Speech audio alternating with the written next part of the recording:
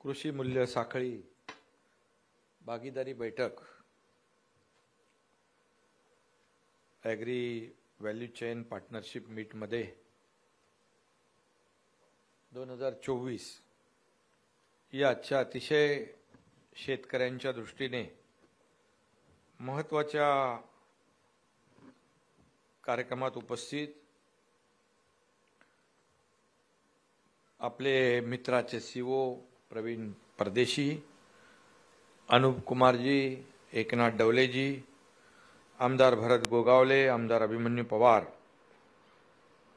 आमदार सुधाकर गाडगीळ, निधी चौधरी, राजेंद्र भारूड, प्रवीण गेडाम, सर्व एफपीओचे प्रतिनिधी आणि खास करून ज्या कंपन्यांनी यामध्ये स्वारस्य दाखवलं ते सर्व कंपनीचे प्रमुख, शेतकरी बांधव, भगिनी आणि पत्रकार मित्रांनो, खरं म्हणजे आज आपण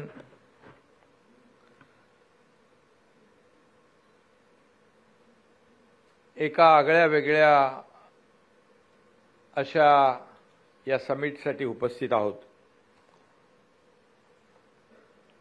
म्हणजे agri value chain partnership meet मध्ये एफपीओ आणि कृषी व्यवसाय संस्थांना एकत्र आणल्याबद्दल मी सगळ्यात आधी महाराष्ट्र इन्स्टिट्यूशन फॉर ट्रान्सफॉर्मेशन मित्रा म्हणजे मित्र आपल्या सगळ्यांना जोडतो आणि ते जोडण्याचं काम आपली सगळी टीम परदेशी आणि सर्वजण करतात.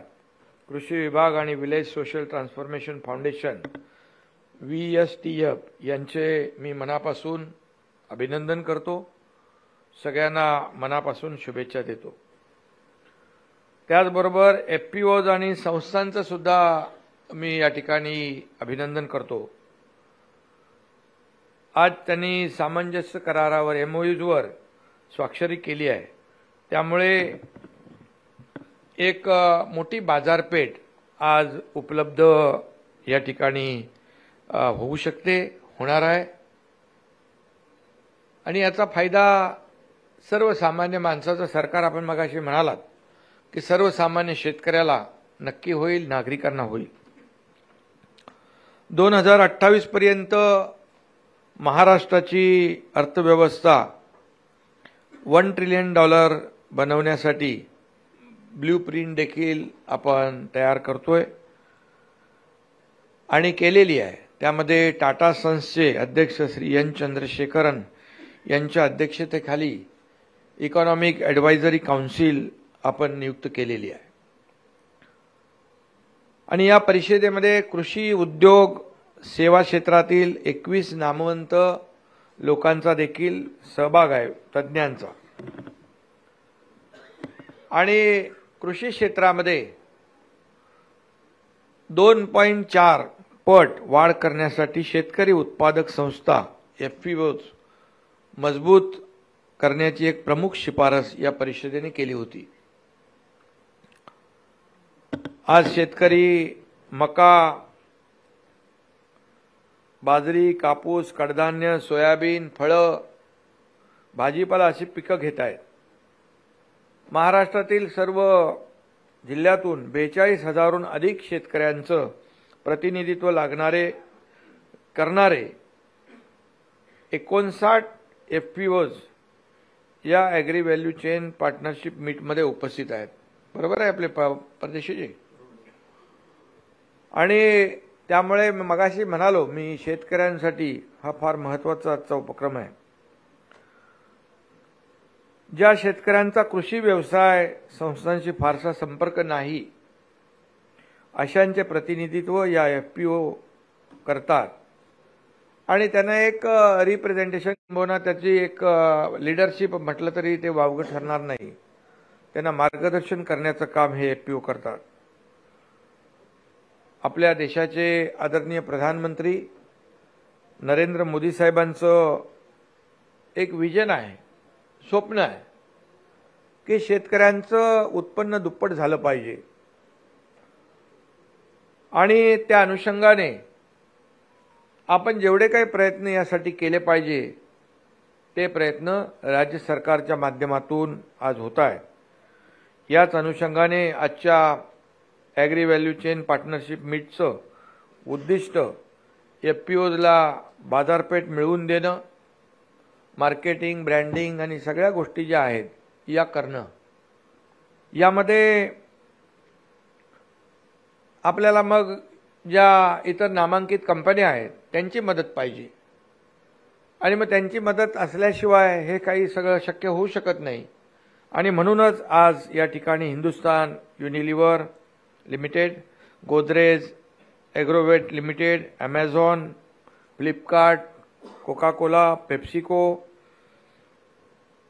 ONDC, Jain Irrigation, ETG group, ADM India, Marico, Tata Chemicals, Tata Rallis आणि अदानी, विल्मर या कृषी व्यवसाय संस्थांची उपस्थिती आहे.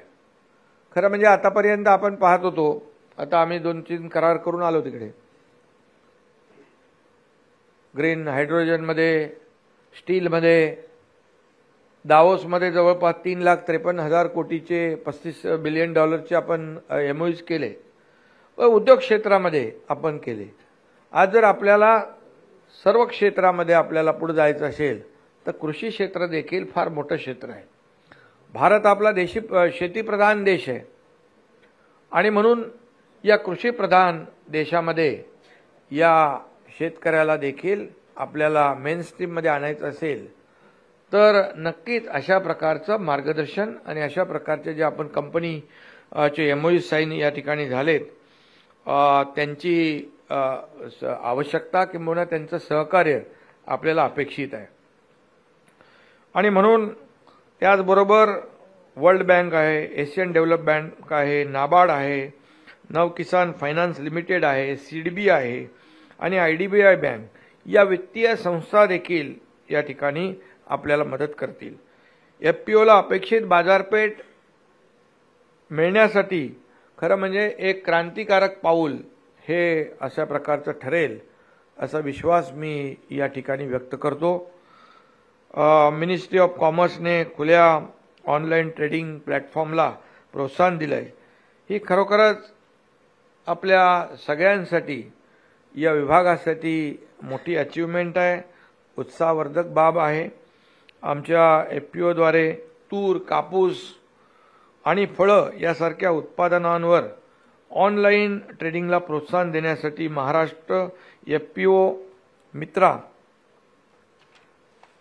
आणि विलेज स्पेशल ट्रान्सफॉर्मेशन फाउंडेशन सोबत ONDCC ही MOU करणार आहे. आणि म्हणून खऱ्या अर्थाने आज आपण पाहतोय की जागतिक मार्केटमध्ये आज पाहिलं तर काही देश प्रदेशी जी आता दावोसमध्ये आम्ही गेलो होतो तर त्यांचं म्हणणं होतं की आम्हाला फक्त फूड इंडस्ट्री, अन्न सुरक्षा पाहिजे मिडल ईस्टमध्ये आणि खूप वाव आहे. आणि म्हणून आपण पारंपरिक पद्धतीची शेती तर करतोच, परंतु पारंपरिक पद्धतीच्या शेतीबरोबर त्याला आधुनिकतेची जोड दिली तर नक्की नवीन ज्या काही सिस्टीम्स आहेत, नवीन ज्या काही पद्धती आहेत या आपल्याला अवलंबल्या तर नक्की शेतकऱ्याचं जे काही आदरणीय प्रधानमंत्री महोदयांचं जे डबल इन्कमचं जे शेतकऱ्यांचं उत्पन्न दुप्पट झालं पाहिजे हे जे काही त्यांचा विचार आहे, विजन आहे ते नक्की आपल्याला पूर्ण करता येईल. आज आपण पाहतोय की देशाचं आपला आज आपण कुठेही गेलो जगभरामध्ये तर आपल्या देशाचं नाव अभिमानाने लोक घेतात, सन्मानाने घेतात. याचं कारण आपल्या देशाची अर्थव्यवस्था देखील आज पाहिली आपण तर इतर देशांची अर्थव्यवस्था थोडीशी कोलमडली असली तरी सुद्धा आपली अर्थव्यवस्था 10व्या वरून 5व्या क्रमांकावर आणण्याचं काम आदरणीय प्रधानमंत्री महोदयांनी केलेलं आहे. आणि आणखी आपलं पुढचं स्वप्न आहे की 3ऱ्या क्रमांकावर आपण या ठिकाणी यायचं आहे. $5 ट्रिलियन इकॉनॉमी जी आहे ती एक मोठी गोल आहे, आपलं एक स्वप्न आहे. आणि आज आपण पाहतो की एक समाधान वाटतं की इतर जगभरामध्ये इतर जसं G20चं प्रेसिडेंटशिप आपल्याला मिळालं, हे पण आपल्याला मोठी अचिव्हमेंट आहे. हा आपला गौरव आहे. आपल्या प्रत्येक राज्याचं ब्रँडिंग, शोकेसिंग, इन्फ्रास्ट्रक्चर दाखवण्याची संधी मिळाली आणि ती केवळ प्रधानमंत्री महोदयांच्या विजनमुळे मिळाली. आणि म्हणून एक आपल्याला आणि आपली अर्थव्यवस्था मजबूत करणं, आपला देशाला आर्थिक महासत्तेकडे घेऊन जाण्याचं एक पाऊल टाकणं. आज आपण चांद्रयान असेल, इतर योजना, या मोहिमा आपण यशस्वी करतोय. आपला देश पुढे जातोय आणि म्हणून देशाला आर्थिक महासत्तेकडे नेण्याचं जे काही विजन आहे त्यामध्ये प्रत्येक राज्याचं कॉन्ट्रीब्युशन असलं पाहिजे. आणि म्हणून आपल्या राज्याचं देखील कॉन्ट्रीब्युशन जे आहे, पहिलं राज्य मला वाटतं आपलं आहे, मित्रा तयार केला आपण आणि इकॉनॉमिक ॲडवायझरी काउन्सिल पण आपण तयार केली. हे आपलं पहिलं राज्य आहे की बाबा या सर्व उद्योजकांना घेऊन, आणि आपलं राज्य देखील इंडस्ट्री फ्रेंडली आहे. आज लोक इन्व्हेस्ट करायला उत्सुक आहेत आपल्या राज्यामध्ये. आज आम्ही दावोसला गेलो त्यावेळेस अनुभव आला, तिथे काही लोक मिळाले, त्याच्यातले काही लोकांनी आज MOU साईन केले. कारण आज आपण सिंगल विंडो क्लिअरन्स असेल, आज आपल्याकडे ह्यूज पोटेन्शियल आहे फॉर इंडस्ट्रियल डेव्हलपमेंट, आपल्याकडे चांगली कनेक्टिव्हिटी आहे, स्किल मॅनपॉवर आहे, इतर चांगलं वातावरण आहे आणि त्याचबरोबर हे पॉझिटिव्ह प्रो डेव्हलपमेंट आपलं सरकार आहे, प्रो पीपल आहे, प्रो इंडस्ट्री आहे, प्रो एन्व्हायरमेंट आहे. आणि म्हणून याचा सगळा फायदा जो आहे, या फायदा आपल्या या कृषी विभागामध्ये देखील आपल्याला घेतला पाहिजे. व्हॅल्यू ॲडिशन चेंज जे आपण करतो बाबा, त्याच्यामध्ये आणखी नवीन नवीन, आता इथे सर्वच जण लोक आहेत की ते इंटरेस्ट घेतात. बांबूमध्ये पण देखील आपण काही करतोय ना. हां, त्याच्यामध्ये आता पाहिलं आपण, मी आता मध्ये आमच्या गावी गेलो होतो, तर बांबूचं क्लस्टर करायला सांगितलं. कलेक्टरनी जवळपास 6,500 हेक्टर जमिनीचे कन्सेंट घेतलेत. 10,000 हेक्टर कन्सेंट घेण्याचं त्याचं टार्गेट आहे सातारा जिल्ह्याचं. आणि बांबूचं मला त्यांनी सांगितलं की इतर झाडांपेक्षा जास्तीचा ऑक्सिजन सोडतो, बरोबर, आणि कार्बन डायऑक्साईड जास्ती शोषून घेतो. फर्निचरपासून सगळं, म्हणजे त्याच्यामध्ये आपण विचार पण नाही करू शकत की बांबूचा वापर आपल्याला पहिला काही ठराविक याच्यासाठी वाटत होता, परंतु त्याचं देखील फार मोठ्या प्रमाणावर बाय प्रोडक्ट आणि वस्तू, फर्निचर, 5 स्टार हॉटेल असतील, एअरपोर्ट असतील, आणि म्हणून त्याला देखील आपण प्राधान्य दिलं पाहिजे. मग आपलं मिलेट इयर आहे, आदरणीय प्रधानमंत्री महोदयांचं जे काही विजन आहे, एक त्या माध्यमातून देखील शेतकऱ्यांना मिलेट्समध्ये, आता ज्वारी, बाजरी, वरी, नाचणी काय कोठे करतच नव्हते पहिले, आता आपण त्याच्या माध्यमातून मोठ्या प्रमाणावर तिकडे आपल्याला लोकांना शेतीकडे क्लस्टरच्या माध्यमातून वळवलं पाहिजे. आणि ते पौष्टिक तृणधान्य जे आहे त्याच्यामधून देखील खूप मोठ्या प्रमाणावर आपल्याला शेतकऱ्यांना त्याचा फायदा होऊ शकतो. आणि म्हणूनच आज बदलत्या परिस्थितीनुसार आपल्याला पुढे गेलं पाहिजे. आणि या कृषी विभागामध्ये इतर आता जे नामांकित लोक आलेले आहेत त्यांनी पुढाकार घेतला आहे, त्यांचं मी मनापासून या ठिकाणी धन्यवाद देतो.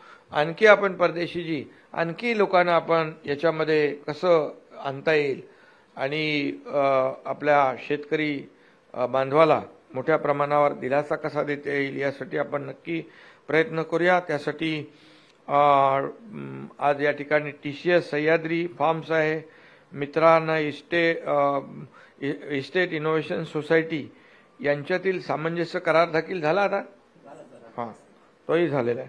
त्यामुळे कृषी व्यवसाय केंद्रामध्ये स्टार्टअप्सला प्रोत्साहन मिळेल आणि यामध्ये सह्याद्री फार्म, TCA आणि मित्रा हे तिघे मिळून या इनोव्हेशनला चालना देतील. आणि इतर जे काय आज कंपन्यांची मी मगाशी नावं घेतली, या सर्व कंपन्यांच्या प्रमुखांचं मनापासून मी स्वागत करतो. म्हणजे तुम्ही या कृषी विभागाला देखील एक प्राधान्य दिलेलं आहे, एक चालना देण्याचं काम आपण केलं आहे. शेवटी आपण म्हणतो बळीराजा शेतकरी हा संकटात सापडला की आपण सगळेजण त्यांच्या मदतीला धावत असतो. आणि त्यामुळे या शेतकरी राजाला जेवढं आपल्याला जास्तीत जास्त नवीन तंत्रज्ञ, नवीन पद्धती आपल्याला अवलंबता येतील. आज सेंद्रिय शेतीकडे देखील मोठ्या प्रमाणावर लोक वळत आहेत आणि अशा पद्धतीने मोठ्या प्रमाणावर जमेल त्या पद्धतीने अशा या संस्था ज्या आहेत या संस्था एकत्र आज आलेल्या आहेत, त्यांचं मी मनापासून या ठिकाणी स्वागत करतो. आणि हे सर्वसामान्यांचं सरकार आणि जे आपण म्हणतो यामधून सर्वसामान्य नागरिकांना, सर्वसामान्य जनतेला मोठा दिलासा मिळेल. आणि त्याचबरोबर आपण उद्योजक आहात आणि उद्योजकांना देखील या ठिकाणी एक संधी मिळेल की बाबा आपण एकत्र येऊन एक टीम बनून यामध्ये या विभागामध्ये आपण एक मोठं क्रांतिकारी पाऊल उचलू, एक मोठं परिवर्तन या ठिकाणी घडवता येईल. आणि त्या दृष्टीने आजचा हा कार्यक्रम अतिशय महत्त्वाचा आहे.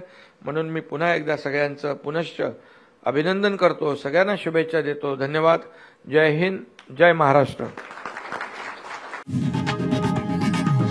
लोकशाही मराठी ऐका, पहा, जागरूक रहा.